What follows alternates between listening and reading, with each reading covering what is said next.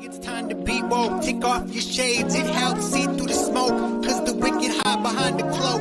And if you stay in the mist, you gon' be soaked. So listen up, cause this hair of the dog. What's real, what ain't? Is this the fog or smog? Cause there's a difference when you breathe it in. So don't let the corporate media take you for a spin.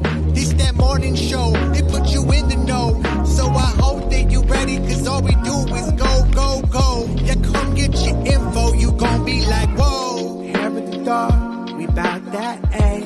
We in the zone, we out here, yeah. Spitting the facts. Good morning, everyone. Welcome to Hair of the Dog. I'm Andy Kennedy, and it is a wonderful Wednesday. If you're a penguin, we have returned back to winter weather in Canada for a couple of days.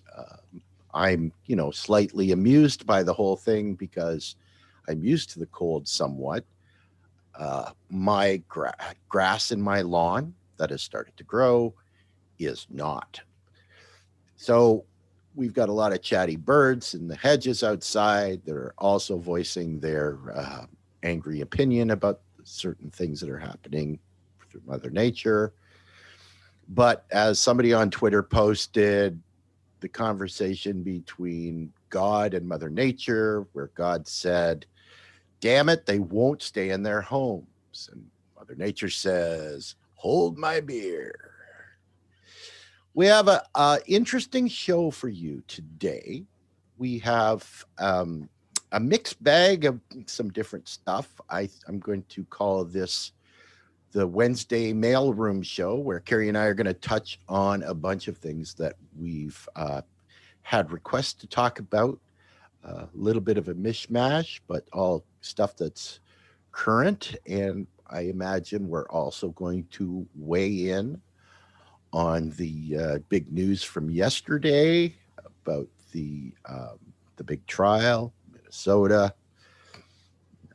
I know people have been inundated on their Twitter feeds and their Facebook pages of people who have, become theologians as well as philosophers that are giving their opinions about the situations, more so to the, in terms of the left, that are talking about, this is a good starting point, but it really doesn't mean anything. So that's an interesting thing that we need to discuss, but we're not going to be able to discuss it for long because, as I said, we have a bunch of things. So that only gets started with my introduction of my lovely and talented co-host, Miss Carrie Barber. Good morning, Carrie. Good morning, Andy. Thank you so much for the introduction. And yeah, today's show is just a little bit different. Usually we do a deep dive into one particular issue and take you through all the nuances of it. Today, it's a couple different things. And part of that is I've gotten a lot of requests from some of our viewers. So shout out to Pamela this morning, who gave us 2 of the stories. And she's like, I need to understand this better.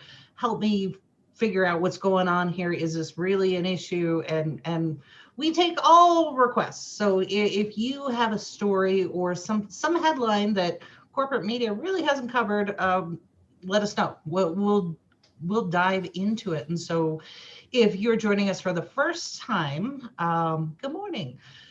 We are live, interactive, and if you type a comment, particularly in Facebook or on Twitter or something like that, we'll see them, and we want you to join in this part of the conversation, because this first part, I know it's going to piss off quite a number of people, particularly on the left, but we got to have this conversation, people. We got to talk about it. And that is, okay, so we had the Derek Chauvin trial, and whoo, okay, let's be honest. Who was surprised that he was convicted on all 3 charges? Everybody? So, Bueller? Right. So that's part of the conversation that we need to have. So Noodle Hopper, good morning. And oh, hey, and there's Pam. Everybody's starting to wake up and join in. So good morning to all of you. And yeah, everybody that I spoke to, and mind you, it's a little tiny circle, but everybody was shocked that he was convicted on all 3 charges, because that never happens. So I'm going to set all of that aside for people who are more knowledgeable about legalese than we are here. And I want to talk about Auntie Maxine, Maxine Waters, and her comments. So this is something that I really need people to understand, because it's not about, okay, so let's recap the issue. She came out, she flew to Minneapolis, and she was with protesters outside, and she made some incendiary comments. And you have people now who are going, I don't understand what the problem was. I agree with her comments. That is not the issue. That is not the issue in this at all.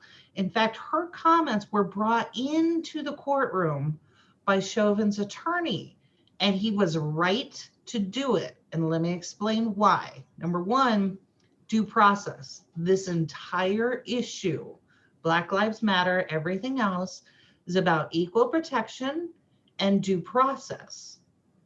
So if you are fighting for the fact that George Floyd didn't get his day in court, he was murdered on the street, and yet you will not recognize that Derek Chauvin also gets his day in court, then you are the problem. Okay, I want to make sure you understand that, and I get that people are going to be pissed off about that. So my apologies. Oh, so Noodle Hopper says they sacrificed Derek. If he was innocent, we'd see an uprising. Well, okay, so yeah, I don't know about that one, Noodle Hopper. So let's get back to the Maxine Waters, and my apologies, Andy. Is that graphic up? It is not, but it is about to be. It's about to be. Okay, so Noodle Hopper, you're gonna have to pause your breakfast preparations and take a look at this graphic. So this is just for you. So here's the problem with what she said. And honestly, it wouldn't matter if it was Maxine or anyone else from a public standpoint. So this is somebody that has to have wide following, be an elected official, or somebody with some serious influence. And we can all agree, I think reasonably, that Representative Maxine Waters falls into that category. She's an elected official. She sits in Congress. She came to Minneapolis for that purpose, to bring the full weight of her influence to those protests. And the comments that she made there, while we might agree with them and be cheering her on, it's prejudicial. Absolutely. And yes. So I posted this on my personal Facebook page. From a public relations standpoint, this is where you always hear those neutral kind of milquetoast comments whenever there's an active investigation or a trial that is ongoing. Someone always says, well, we've got to let justice take its course, and we hope for the best, and solidarity with the people who are in the protest. That would have been fine. That's not what she said. Mm-hmm. She made comments about, if this doesn't go my way, now I'm paraphrasing, if this doesn't go my way, then we need to X, Y, and Z. And that X, Y, and Z alluded to a little bit of violence. And you can't do that.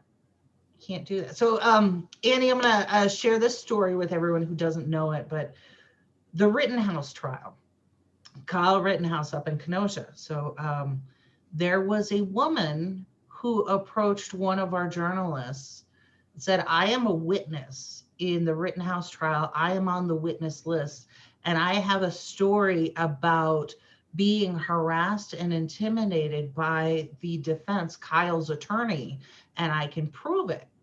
Okay, so as a journalist, you're like, okay, that's a good story. But then if you don't do your due diligence, you're going to get into trouble. And let me explain why. So this person said, I'm a witness, and they're doing illegal things to try and shut me up. Okay, so now red flags go up. Number one, are you really a witness? And two, can you prove what you're saying? So in the first one, as a journalist, you, particularly in independent spaces, you want to be on guard that you don't become part of the story. So if I have somebody who says, I am a witness in this high profile case, which it is in Kenosha, my first question is, well, if you're on the witness list, hasn't the state's attorney already told you to shut up? And why are you now talking to journalists because you're alleging some illegal activity? Why haven't you gone back to the district attorney and the judge? So those are the first questions I have. But I'm not going to say this to this person, but that's the red flag. Because what happens in some of these high profile cases, and let's be honest, especially when you have Proud Boys and white supremacists and all this bullshit going on, what they try to do is use outside sources as a prejudicial influence to get the entire trial thrown out. So in that particular instance, I did the due diligence and said, okay, well, maybe she's got something, but she is not producing the evidence that I need. And when I went back to the district's attorney about this person, they didn't know her. So had we gone forward with this story and not vetted it, even though this person may not have been telling us the truth, it would have caused a situation where our network, our journalists, our story could have gotten the entire Kyle Rittenhouse case thrown out of court. Right. And that is at least unethical, right? If Absolutely. not illegal.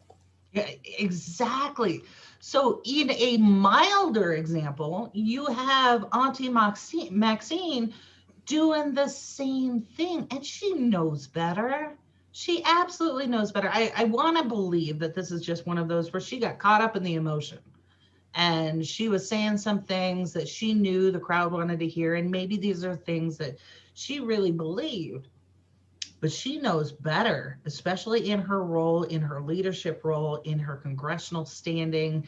I mean, look at every other press release that she's done in her entire career. They're all a little bit milquetoast. They never cross the line. Here she crossed the line. And this is something that that particularly on the left, I don't think people are understanding.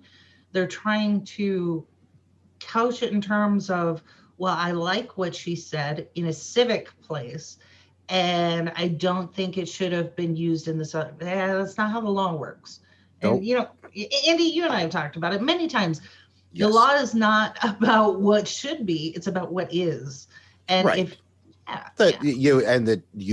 there's protocol that you have to follow, right? Like put yourself in this situation where you've brought a civic lawsuit or a criminal lawsuit against someone, right?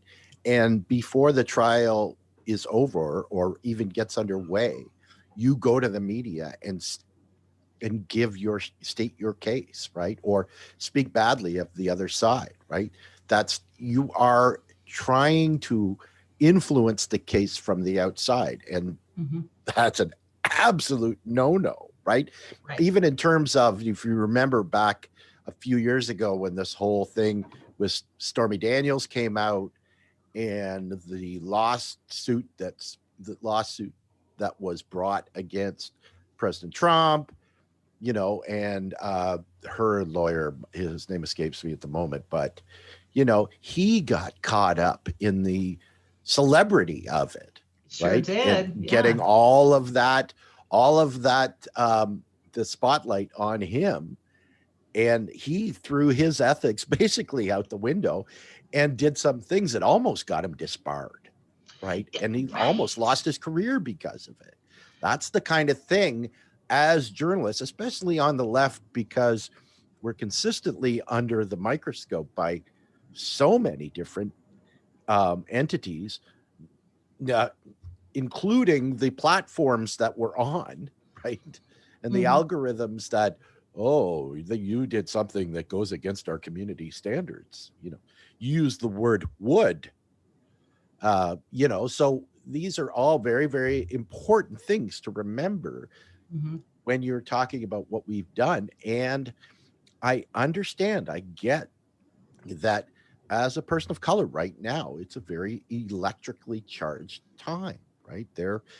we have seen the results of systemic racism since the United States inception, and people are fed up. They don't want to take it anymore. They're in a pandemic. They're taking to the streets and putting their own health at risk in order to demand change. And we talked about this the last show, right? If I don't blame you for being angry, if you are a person of color right now, in fact, we should all be as a society angry that is happening. But Auntie Maxine has to remember that because of her voice, she has influence, and she may have taken a very bad step here that will have a detrimental effect to this trial, as opposed to the pseudo victory that was attained yesterday. Right, and even the defense attorney said it.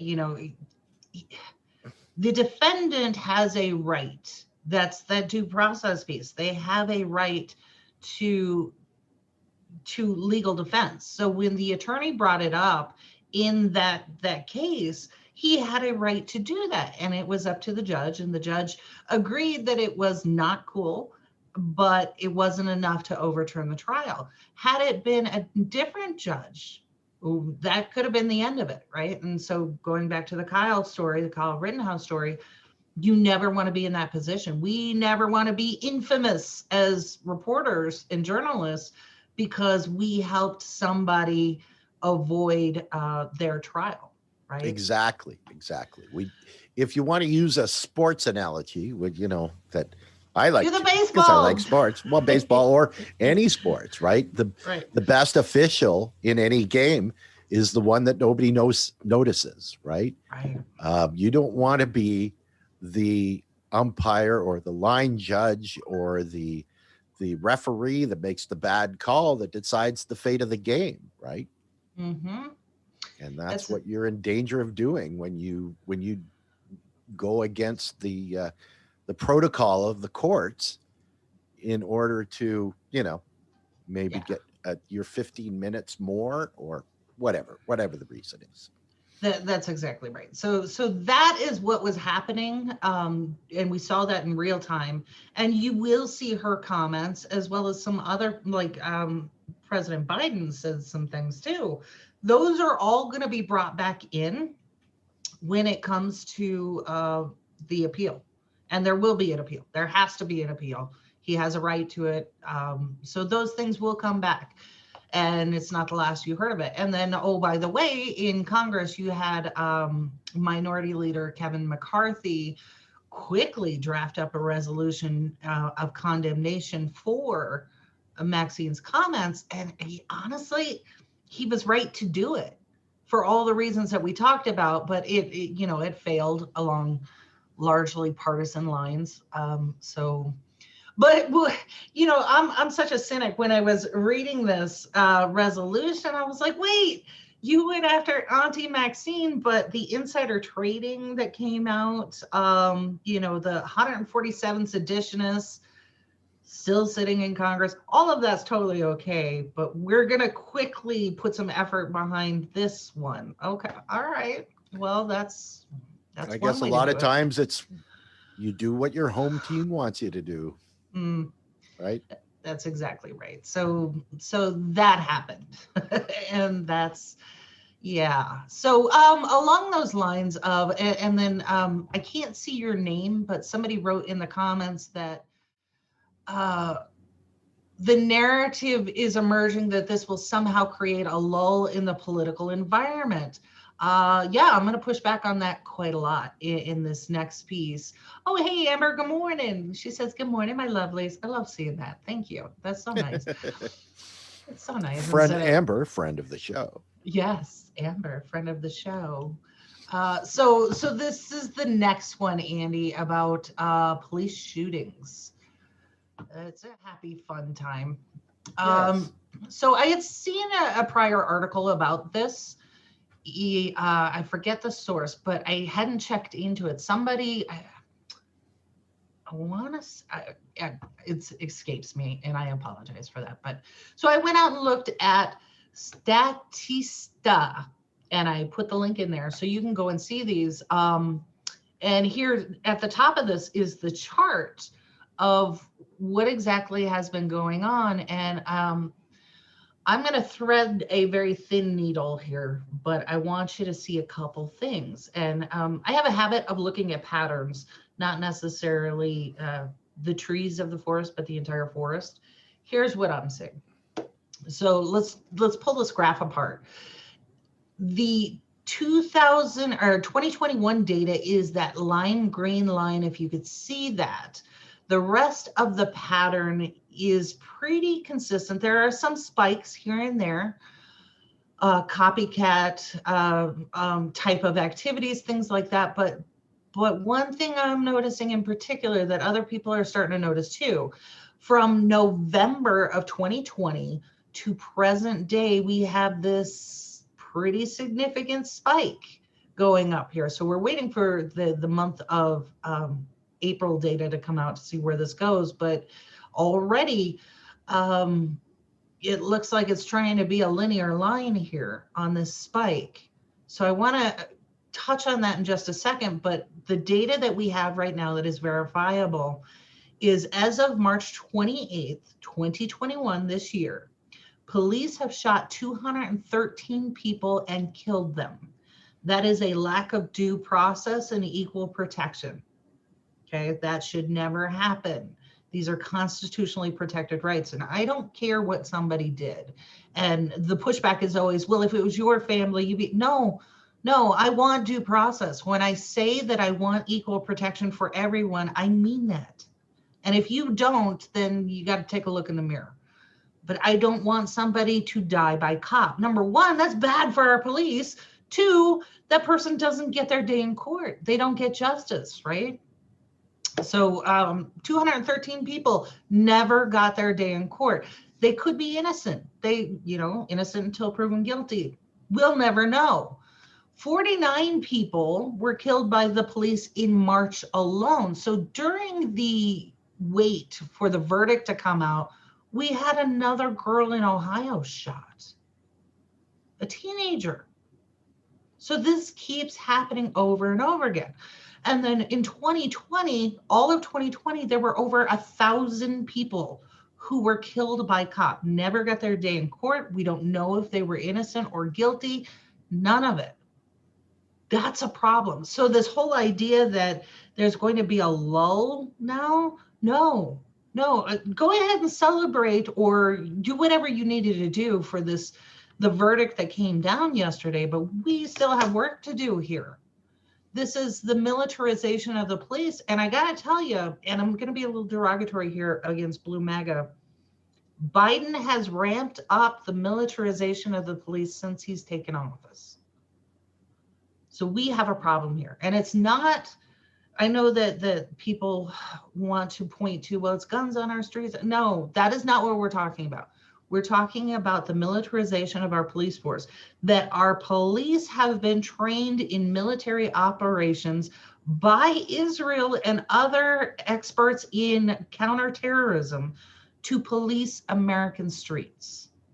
Right. If you don't to view the normal citizens of the United States as an imminent threat in all confrontations. Yeah. Right. You have to ask yourself, if the police are pulling people over for small misdemeanor charges to do with traffic violations, why are these people in some instances ending up dead? Yeah, exactly. That's part of that conversation that we need to have going forward, which is why, Andy, you and I had the conversation about let's stop asking for permission and start ending qualified immunity. Or if you want to put in a binding referendum, or like in Minneapolis, I went through and looked at Minneapolis, they have city charters. And if you are a resident of the city of Minneapolis, you can start a petition to change the charter of your city to either end qualified immunity or disarm the police, demilitarize the police, whatever you want to do. That is available to you. So while you're standing there in solidarity, shoulder to shoulder with your neighbor, maybe pass the clipboard, because this is not going to stop. It is obviously not going to stop. But one of the patterns that I want to call out, and this is where I'm getting speculative, so let me make sure that everyone understands this.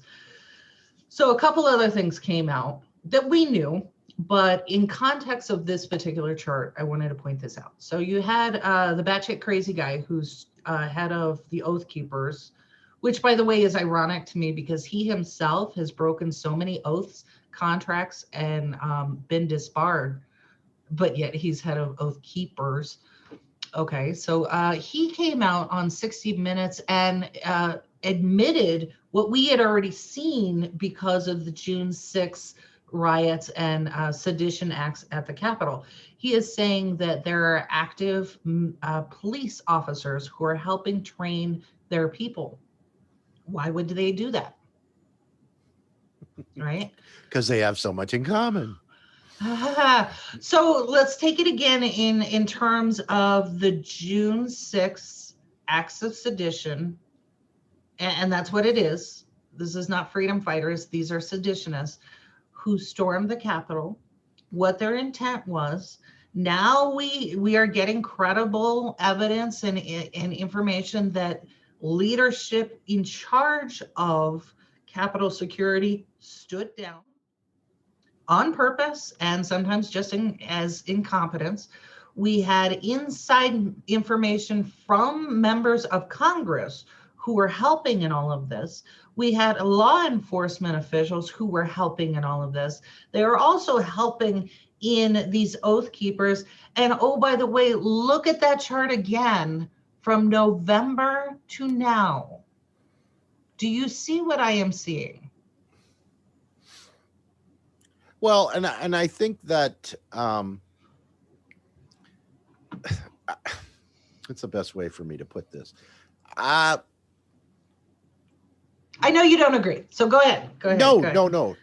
What I'm saying or thinking is that the current environment around the Black Lives Matter protests, okay, is, I think, centered around people that are angry, that want change, right?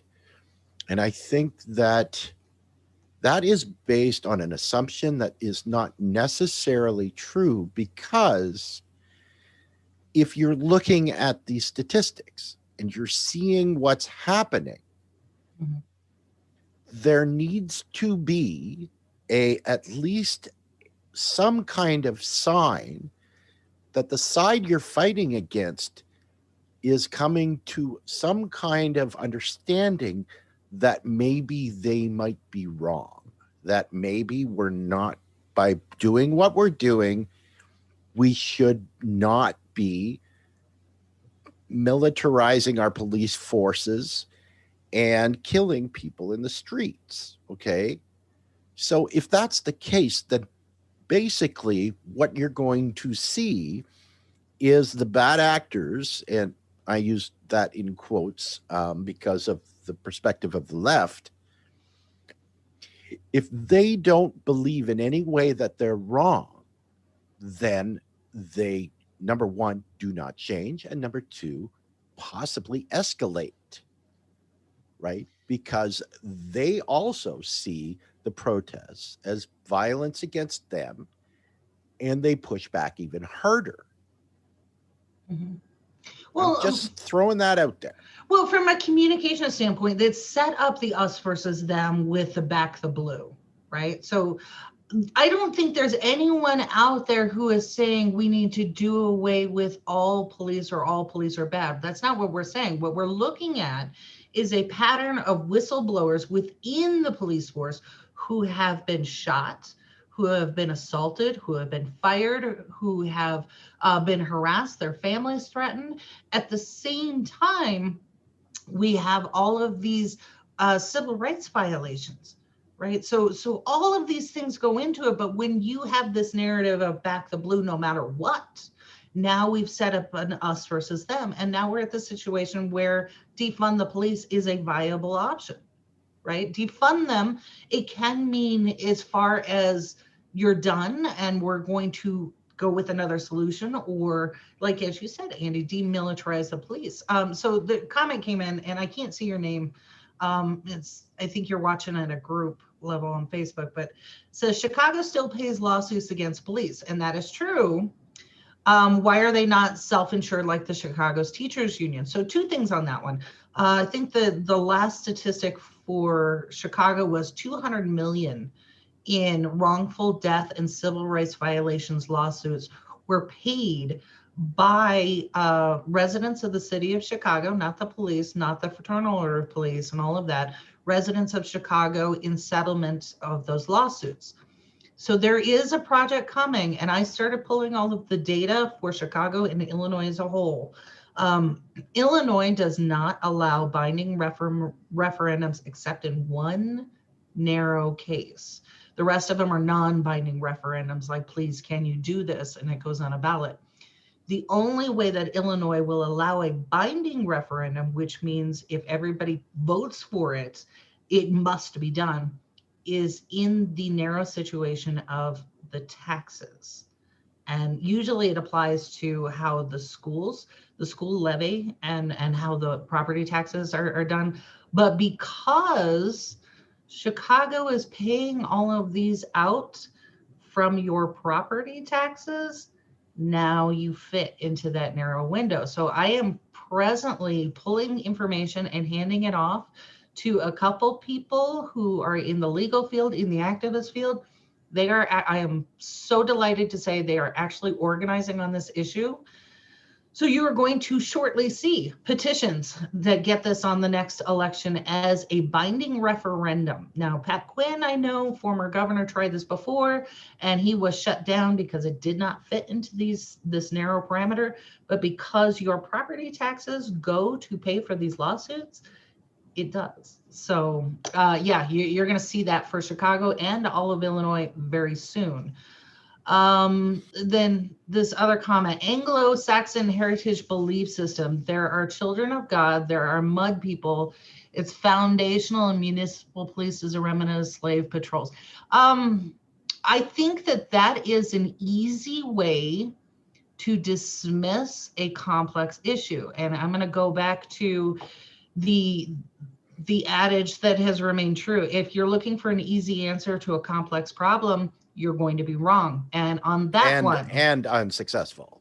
Thank you. And on that one, you will be wrong. So if it makes you feel better, go with it. But that is not entirely true.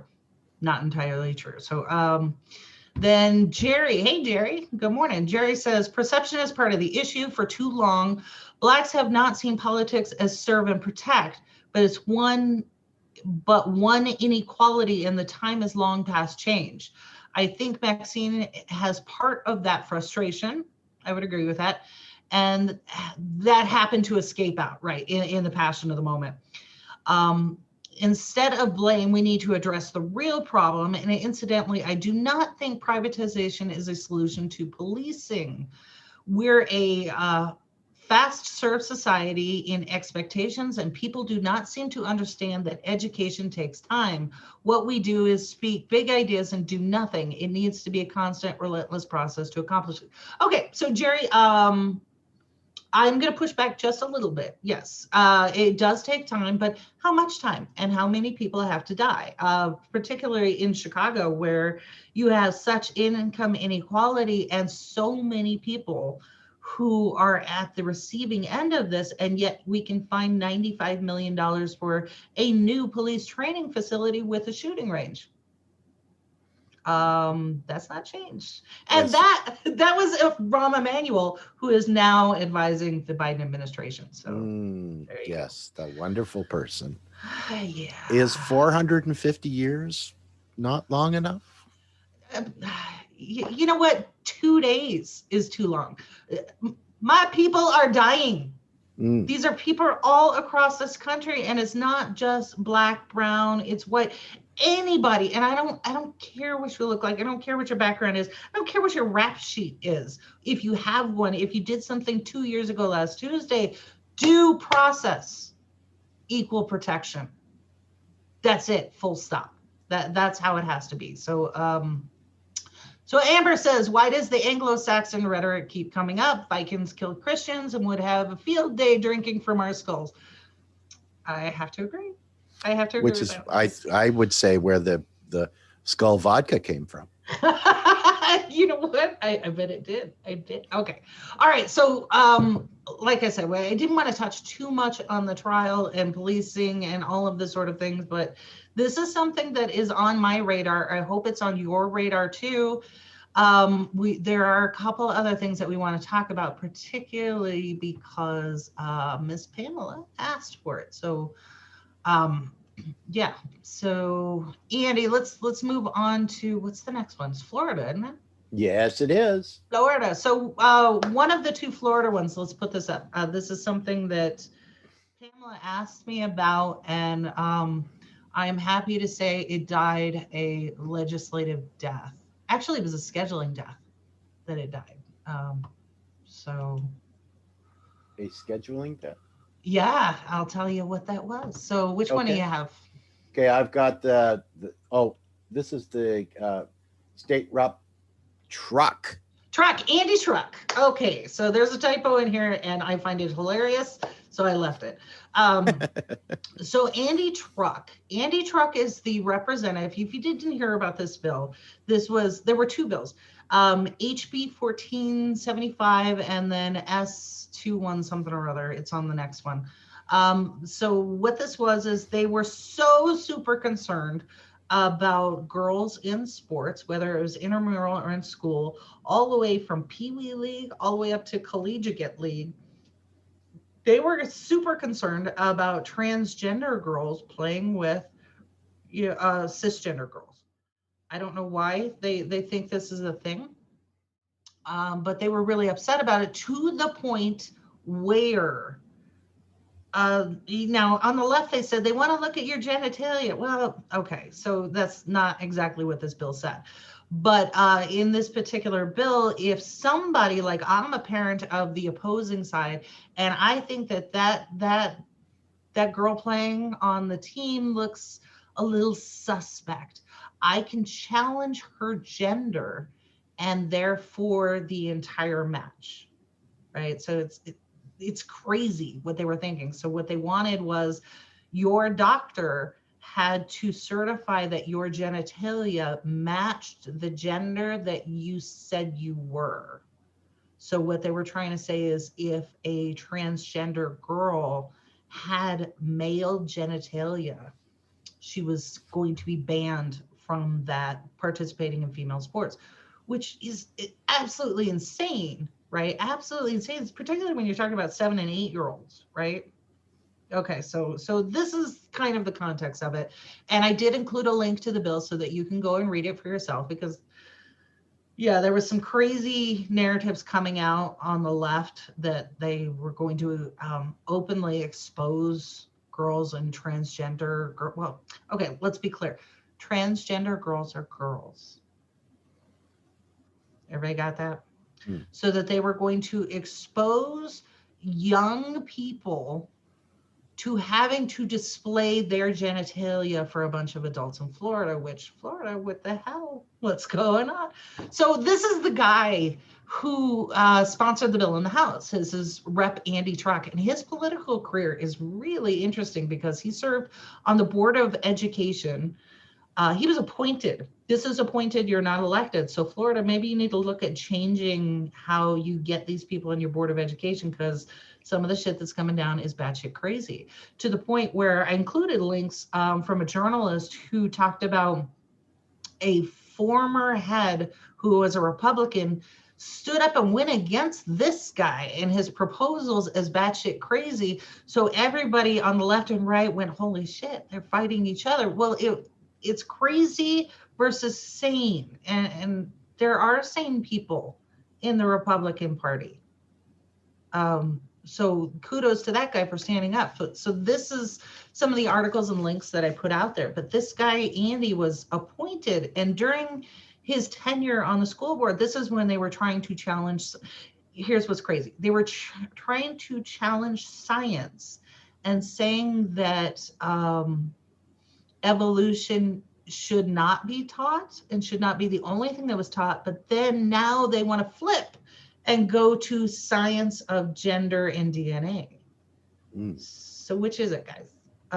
So he also, and this is part of Florida's problem across the US too, wanted to do away with basic civics literacy requirements. And this was at the junior high, high school, and college level.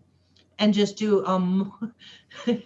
so I looked up the multiple choice test for this Florida civic literacy test. And the questions were like you expected to see it in a coloring book. These questions are so basic.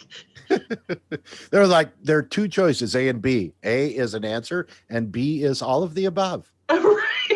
That's exactly, and just so basic. So this guy wanted to do away with it and have this, and Ron Desantis was the guy who was pushing it. So he is a yes man. And I'm just going to say this out. State Rep Andy Truck is a yes man. He's also a business owner. He's got some orange groves, and they're down southeast of Tampa, where all the weird shit happens. And so he's got these two companies that are chemical producers, Natural AG Solutions and Southeast AG Management. Those are his companies that are chemical producers for farmers and farm groves. So I did a quick search. It was just a very quick search in the database to see if he has ever been censured or anything like that. Couldn't find anything. So maybe he's a credible business owner, but he's a batshit crazy Board of Education chairman. So maybe stay in your lane, and that's what you do. So that's that guy. So let's go to the next one. Well, as I'm doing the transition, Carrie, I would suggest that perhaps the hang on a second here. Perhaps that it might not necessarily be a batshit crazy thing. That it might be more of a someone who could easily be described as male or female genitalia. Okay. Yeah, there's that. Okay. All right, we're up here. All right, so this is the two bills that I was asked to look into. So so for those who are unfamiliar with how this works at a state level, most states are like this, not everyone, but most states. So the House bill was HB 1475.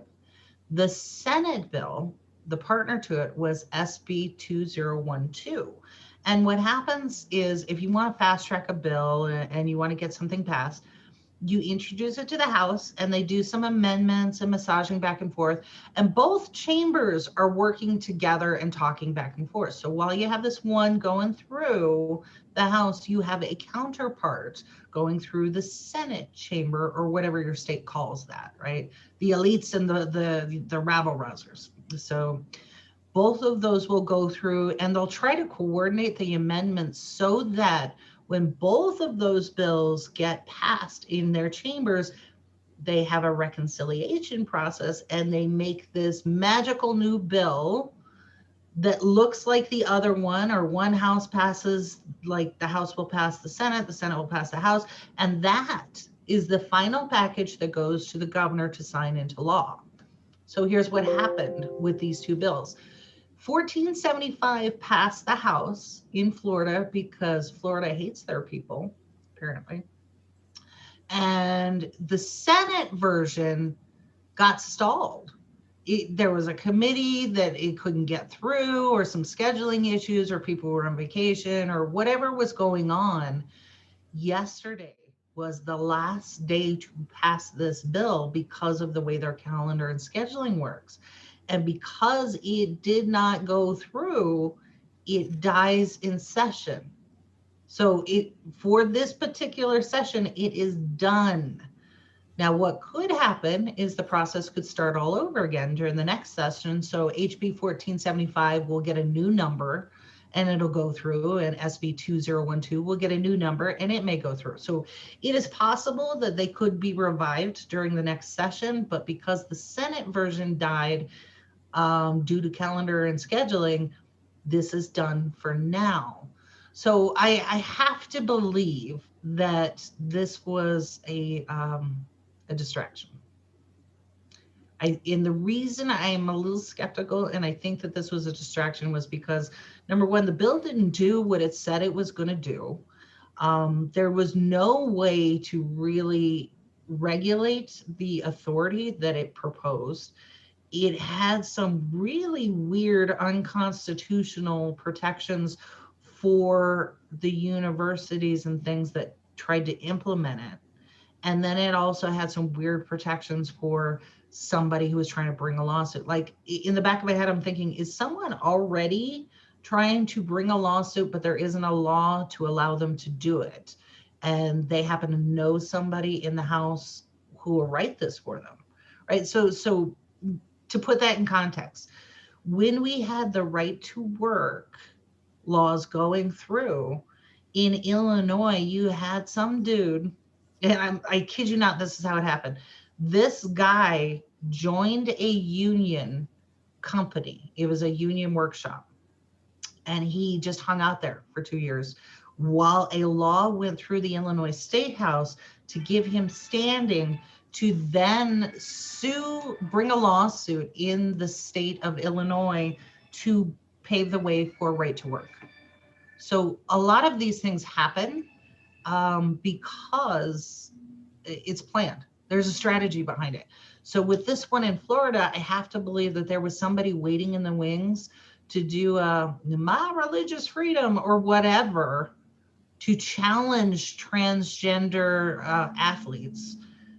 And that's why this law was written. So I would expect if this person, if there's a big enough donor behind it, you're going to see this again in the next session. So I hope I hope, Pamela, this helps explain it for you. If you have any more questions on it, I am happy to hear them. Yeah, so that was that bill. Was there any more? I think that was it. That's all you gave me for graphics. Oh, well, yay. Yay. So I want to get to some of these comments because you guys are prolific writers, and holy cow. What is this one?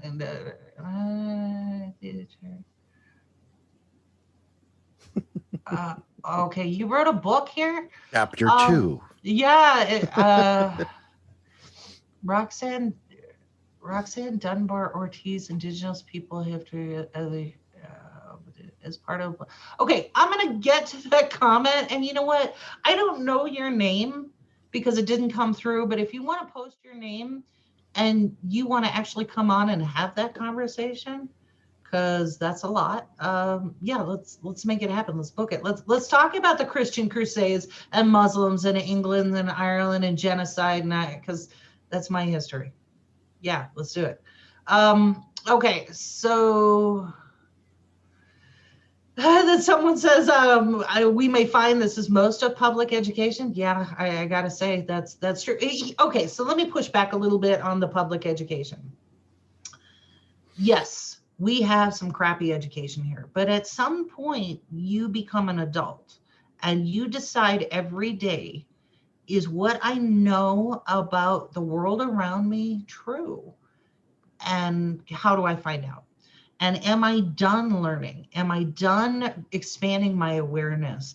And I don't mean necessarily through a rigorous college coursework, but it behooves you to continue learning every day and step outside your comfort zone. So yeah, public education is a problem, and it's that way by design, but then we ourselves are responsible for that. Right, and it's hard to learn new things or be exposed to new opinions if you are, incapable of exploring your own opinions and why they may be right or wrong. Mm-hmm. Absolutely. That's well, comedian. That's one of my favorite lines, and I think I've said it here before. Is said that, you know, we've all heard the statement, opinions are like assholes, Mm-hmm. right? But where they differ is that, you know, your opinions should be examined on a daily basis, Mm-hmm. right? We should never, ever hold steadfast to our opinions because they are what they are. And you can change your opinions on a whim, upon learning something new, right? I always tell Americans, right, that you're starting from the whole, basically, because you've been inundated with Americanized propaganda your entire life, right? That's meant to jade your opinions, right? To think that, you know, stuff the government can do for you to be mooching, or, you know, free handouts, and that's not how Americans do things, right? That Right. we're meant to suffer, that poor people are the problem, right? That only you can prevent forest fires, right? All of that. Yeah, exactly. Right. Right.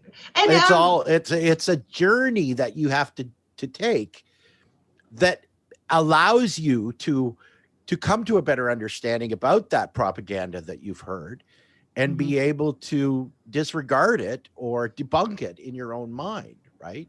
But that only happens if you're willing to accept that those things can change, and you're willing to consider new ideas, and then as a result your opinions can change. Right. Exactly. So there's a little bit of pushback on the Anglo-Saxon thing. It says recent rhetoric by the GOP congressional dialogue has reintroduced Anglo-Saxon as a term they hope will replace their racist branding. Ironic. And to that point, I would say go back to when we started this, when I talked about the thin blue line. That is yet more communication rhetoric that is meant to divide. So of course you have a Marjorie Taylor Greene who, let's be honest, she didn't come up with this on her own. This is a strategy. So they're trying the Anglo-Saxon thing, harkening back to Vikings and all of this power, but I'm terrified of wearing a mask and all of this stuff. It's meant to divide. So when we get into, when you are tempted, as I can see here, the comment says, Protestantism uniquely refined white supremacy. Stop right there. Stop. Don't fall into it and become a prey to this division, because let's remind each other, the Underground Railroad was staffed by white people. It had to be, in order for it to be successful. And oh, by the way, most of them were Protestants. So stop. You are falling prey and playing part and parcel to the thin blue line division, to these all white people are racist, to the Anglo-Saxons. You are doing the work for them. And I need you to really seriously consider and stop that, because it is this bigotry on all fronts that stops the forward momentum, stops progressivism. It stops all of the stuff that we are trying to get through, because, oh, by the way, we are running out of time. And you need to stop looking at each other as enemies or further division and all of these sorts of things. Stop with all of it. And if you need help with this, and we do, because we're so inundated with the propaganda and the rhetoric, I want you to bookmark Marjorie Taylor Greene, and who's the other batshit crazy one out of Colorado? Look at what they say. Laura Boebert. Yeah, Boebert. Yeah. Boebert. Bookmark them, and every time they say something, do the opposite. That is like a super easy way to start to peel back on this rhetoric. So stop with the division. Stop with calling people out for their segmentation, for their religion, for their faith, for all of this. Jerry says, I'm glad you still have the fire. Yeah. It's in the hair. Yeah. And you got to call out. Andy, I thank you for your perspective. So, and then Amber says the Socratic method. So we are just about out of time, but whoever it was that wrote this, Christian Crusades, Muslims, whatever, I think that's a conversation we need to have. And yeah, the Ulster Plantation, I read it. I know all of this. It's family heritage. I get it. So we're also going to talk about this huge immigration of Mexicans to the Ulster Plantation. So that's going to take everything that is written about the mud people and Protestants and throw a curve to it. So let's speak to that. Oh yeah. And Jerry, you're right. Marjorie Greene has an opponent, and I forgot his name, but Booker. I am going to put a call and see if we can't get him on, because he originally went from an exploratory, and I think he is now actually filed. So I hope that we get to talk to him, because phenomenal candidate, and might not agree with some of his positions.